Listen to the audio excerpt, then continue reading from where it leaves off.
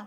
भोलेनाथ का ये बात सुन के अब भगवान विष्णु भी हंस रहे हैं। कहा सरकार आप हंसिए मत, हम तो नहीं जाएंगे। कहा देखो उनको बताना तो मुश्किल बात है, उनको तो कोई कुछ बोल नहीं सकता, और है वो देवाधिदेव महादेव, तो उनके ब्याह में तो जाना पड़ेगा। एक काम करो, आप लोगों को चिंता है ना कि इनके साथ जाएंगे तो हमें लोग मारेंगे, तो तुम एक काम करो, तुम लोग आगे आगे बढ़ जाओ, इनको पीछे छोड़ो, इनको जब आना होगा तब आएंगे, जैसे आना होगा वैसे आएंगे। कहा ठीक है, इस शर्त पे तो हम जा सकते हैं। और देवता आए और देवताओं ने जल्दी जल्दी से अपने समाज को तैयार किया और देवता आगे आगे बारात लेकर के निकल दिए। पीछे बचे बाबा भोलेनाथ और बस उनके 3-4 गण। अच्छा, ये भी दुनिया का पहला नियम है कि बिना दूल्हे सरकार के बारात निकल गई। दूल्हे सरकार को छोड़ा है और देवता बारात लेके आगे निकल गए। भगवान भोलेनाथ बचे पीछे और उनके 3-4 गण। अब भोलेनाथ की बारात आगे बढ़ी, देवताओं का समाज आगे बढ़ा। अब वीरभद्र महाराज ने कहा प्रभु आप भी चलिए। नंदी पर बाबा भोलेनाथ बैठे, जाने लगे। 2-4 कदम ही चले थे और भगवान ने कहा वीरभद्र इधर आओ। वीरभद्र आए। जी महाराज। कहा वीरभद्र थोड़ी सी कमी सी नजर आ रही है। कहा क्या कमी सरकार? कहा देखो देवताओं का जो समाज जा रहा है ना, वो बड़ा समाज है, इतने सारे लोग जा रहे हैं और हम बस 2-4 लोग ही नजर आ रहे हैं। कहा वो तो है सरकार, आप आदेश करिए क्या करना है। भोलेनाथ कहने लगे ठीक है, तो तुम एक काम करो। कहा क्या? कहा हमारे समाज को भी बड़ा करना है, इसलिए दुनिया के जितने भी शमशान हैं और उन शमशानों में जितने भी भूत प्रेत हैं सबको आमंत्रण दो और सबको कहो कि बाबा भोलेनाथ का विवाह है और विवाह में चलना है। और जैसे ही वीरभद्र महाराज के लिए आदेश हुआ तो वीरभद्र महाराज ने तुरंत मानसिक मंत्र शक्ति का प्रयोग किया और मंत्र शक्ति के द्वारा दुनिया के सारे शमशानों में आमंत्रण दिया गया और दुनिया के सारे शमशानों से भूत प्रेत निकलने लगे। दौड़ दौड़ के बाबा भोलेनाथ के पास जाने लगे। सारे शमशान खाली हो गए। सबके सब शमशानवासी भूत प्रेत भोलेनाथ के विवाह में दौड़े भागे जा रहे हैं और सब कहते जा रहे हैं हर हर महादेव, हर हर महादेव। सब हर हर महादेव कहते हुए गए। बाबा भोलेनाथ नंदी पर बैठे हुए थे। भूतों ने चारों ओर से बाबा भोलेनाथ को घेर लिया और लगे नाचने। बड़े खुश हैं आज। क्यों खुश हैं? खुश इसलिए है कि जिस दिन से भूत बने हैं साहब, उस दिन से किसी ने अपने ब्याह में नहीं बुलाया, उस दिन से बारात नहीं देखी कैसी होती है। आज पहली बार भगवान भोलेनाथ ने अपनी बारात में बुलाया। बड़े खुश, हम बारात में जा रहे हैं। हाँ, और चारों ओर से बाबा भोलेनाथ को घेर के लगे नाचने। नाच रहे हैं भूत प्रेत। कैसे नाच रहे होंगे आप ही जरा सोचो। किसी की मुंडी अकेले आई, किसी के पैर अकेले आए और लगे नाचने। कोई आधा ही भागा आया। हाँ, और ऐसी भूत प्रेत की मंडली। और जैसे ही बाबा तुलसी ने ये दृश्य देखा, बाबा तुलसी ने कहा सरकार आप धन्य हैं। कहा क्यों?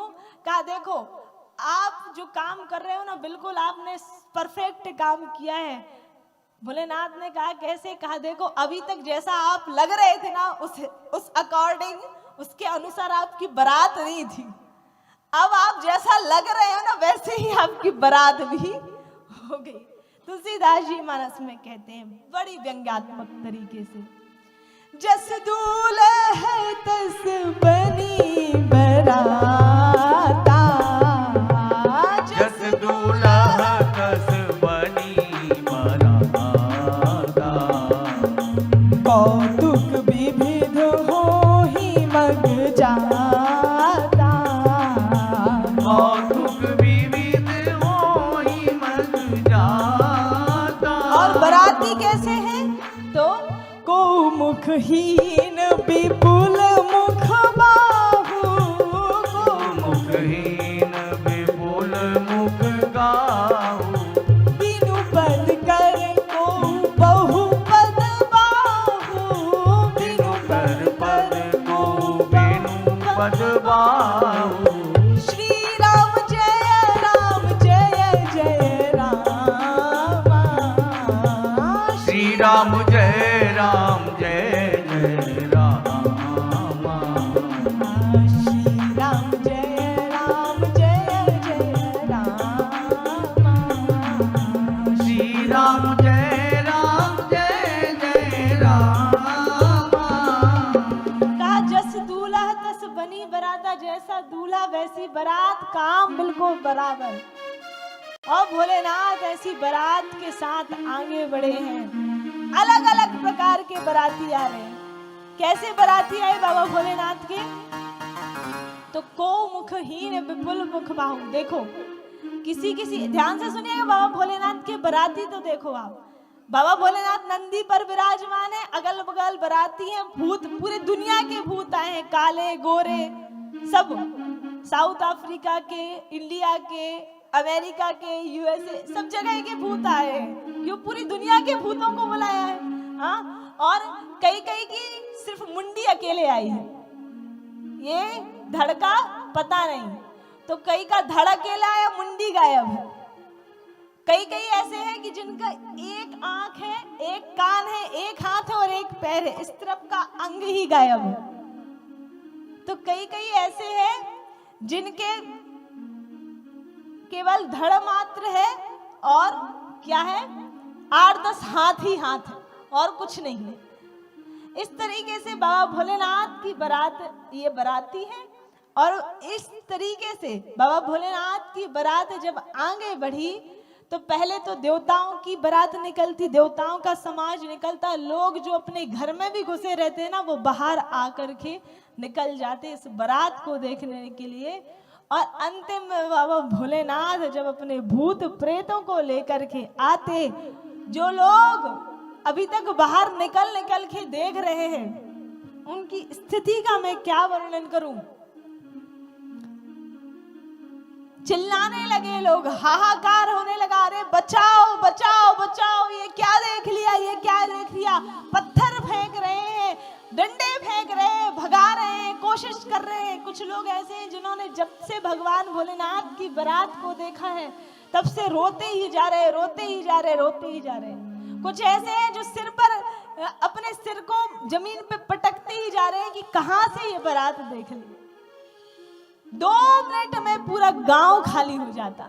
जिस गांव से ये बारात निकल जाती ना, ऐसे लोग अपने गांव को नहीं छोड़ते, अपने घरों को नहीं छोड़ते, लेकिन भोलेनाथ की बारात को देख के लोग जान बचा बचा करके भाग रहे हैं। और भोलेनाथ की बारात पहुंच गई है हिमालय नगरी के द्वार में। हिमालय के द्वार पे जब बारात पहुंची तो आप सभी को मालूम है कि बारात की आगवानी होती है। और बारात की आगवानी करने के लिए बड़े बुजुर्ग गए हैं, हाथ में पूजन की थाल लेकर के, मालाएं लेकर के, और सब बारात की आगवानी करने के लिए गए। सबसे पहले आ रहे थे भगवान विष्णु का स्वागत किया और सभी बड़े खुश हैं। लग रहा है कि सबसे आगे ये है, मतलब दूल्हे सरकार यही है, क्योंकि बारात में दूल्हा आगे रहता है। लोग खुश हैं, कितना सुंदर दूल्हा है, कितना सुंदर दूल्हा है।